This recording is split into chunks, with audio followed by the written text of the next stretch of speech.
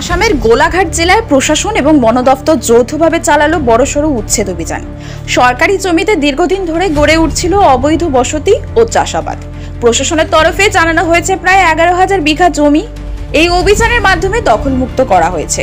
সূত্রের খবর, জমিগুলির একটি বড় অংশ ছিল বনভূমি ও সংরক্ষিত এলাকা। দীর্ঘদিন ধরে কিছু অনুপ্রবেশকারী সেই জমিতে ঘরবাড়ি বানিয়ে বসবাস শুরু করেছিল। এমনকি কিছু অংশে বাণিজ্যিক চাষও চলছিল। এতে শুধু পরিবেশের ক্ষতি হচ্ছিল না, বরং আইন ভেঙে দীর্ঘস্থায়ী অবৈধ দখলদারিও তৈরি হচ্ছিল।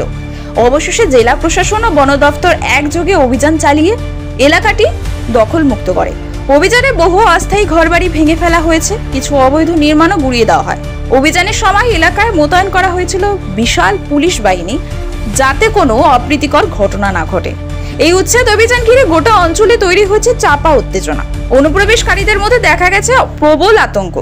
প্রশাসনের পক্ষ থেকে জানানো হয়েছে এ ধরনের অভিযান ভবিষ্যতেও চলবে এবং অবৈধ দখলদারের কোনোভাবেই ছাড় দেওয়া হবে না। শেষ কথা, এই অভিযান রাজ্য সরকারের zero tolerance to illegal encroachment নীতিরই প্রতিফলন। বনভূমি ও সরকারি জমি বাঁচাতে প্রশাসনের এমন পদক্ষেপ ভবিষ্যতে আরও জোরদার হতে পারে বলে মনে করছেন পর্যবেক্ষকরা।